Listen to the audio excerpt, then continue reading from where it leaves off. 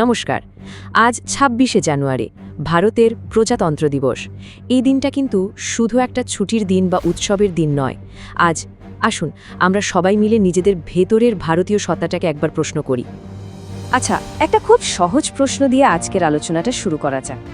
আমরা কি কখনো এক মুহূর্তের জন্য ভেবে দেখেছি যে এই যে স্বাধীন দেশ, এই যে আমাদের তেরঙ্গা পতাকা, এর সম্মানের জন্য লক্ষ লক্ষ বীর হাসি মুখে নিজেদের জীবনটা দিয়ে দিয়েছেন?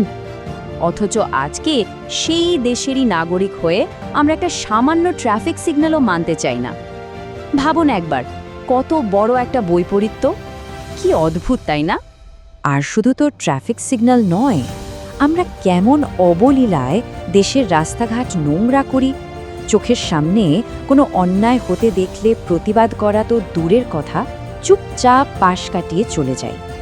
তাই আজ এই প্রজাতন্ত্র দিবসের সকালে প্রশ্নটা কিন্তু খুব সোজা সাপটা। নিজেদের বিবেকের কাছে প্রশ্নটা করার সময় এসেছে, আমরা কি সত্যিই একজন ভালো ভারতীয় হতে পেরেছি? এই কঠিন প্রশ্নের উত্তর খোঁজার আগে আমাদের সবাইকে বুঝতে হবে যে এই ২৬শে জানুয়ারির আসল তাৎপর্যটা ঠিক কী। দেখুন, ২৬শে জানুয়ারি মানে কিন্তু শুধু প্যারেড দেখা বা একটা ছুটির দিন নয়, একদমই না। এই দিনটার গুরুত্ব অনেক গভীরে।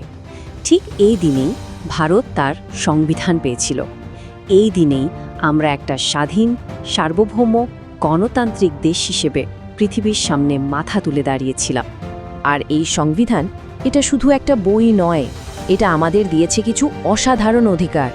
সবার জন্য সমান অধিকার, নিজের মতো প্রকাশের স্বাধীনতা, যে কোনো ধর্ম পালনের স্বাধীনতা, আর সব কিছুর ওপরে সম্মানের সঙ্গে মাথা উঁচু করে বাঁচার অধিকার।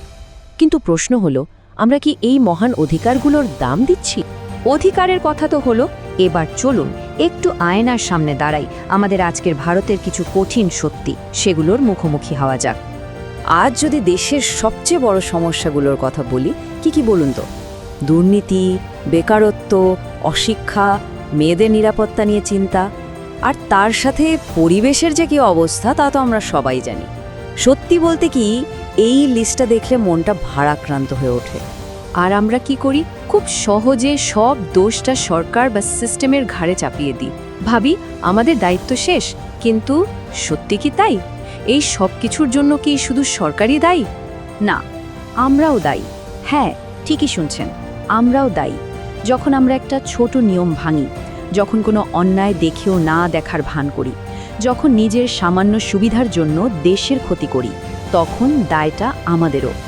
কিন্তু দাঁড়ান, হতাশ হওয়ার কিছুই নেই, কারণ ইতিহাস যদি আমরা দেখি তাহলে একটা জিনিস খুব পরিষ্কার, সব বড় পরিবর্তন কিন্তু সাধারণ মানুষই এনেছে।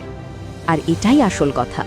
দেশ বদলাতে গেলে সবসময় বড় নেতা হতে হয় না, একজন সাধারণ মানুষ, হ্যাঁ, একজন সৎ দায়িত্ববান নাগরিকই একটা দেশকে বদলে দেওয়ার ক্ষমতা রাখে। মহাত্মা গান্ধী একটা অসাধারণ কথা বলে গেছেন, be the change you want to see in the world.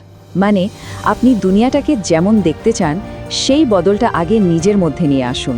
শুরুটা নিজেকে দিয়েই করতে হবে। তো গান্ধীজির এই কথাটাই যদি আমরা মেনে চলি, তাহলে প্রশ্ন আসে, শুরুটা করব কিভাবে? একজন ভালো ভারতীয় হওয়ার জন্য কি করা উচিত? চলুন খুব সহজ 5টা নিয়ম দেখে নেওয়া যাক, যেগুলো আমাদের সবাইকেই সাহায্য করতে পারে।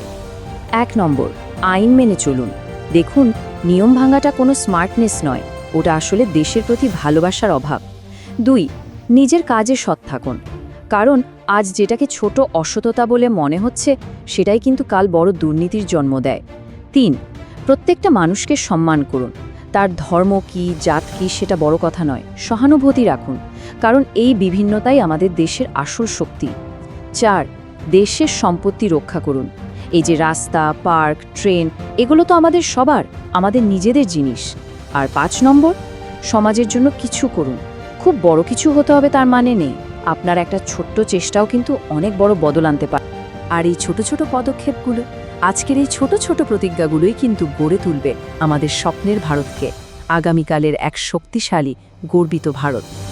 তাই আজ শুধু পতাকা তোলার দিন নয়, আজ হলো অঙ্গীকার করার দিন, নিজেকে বদলানোর অঙ্গীকার, দেশকে সত্যি করে ভালোবাসার অঙ্গীকার।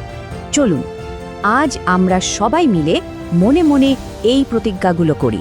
যে আমি ঘুষ দেব না, নেবও না। আমি দেশের সব নিয়ম মেনে চলব। আমি অন্যায়ের সামনে চুপ করে থাকব না, রুখে দাঁড়াবো। আর দেশকে ভালোবাসবো শুধু মুখে নয়, আমার কাজের মধ্যে দিয়ে। কারণ দেশ মানে তো শুধু একটা ম্যাপ নয় বা এক টুকরো জমি নয়। দেশ মানে আমরা সবাই।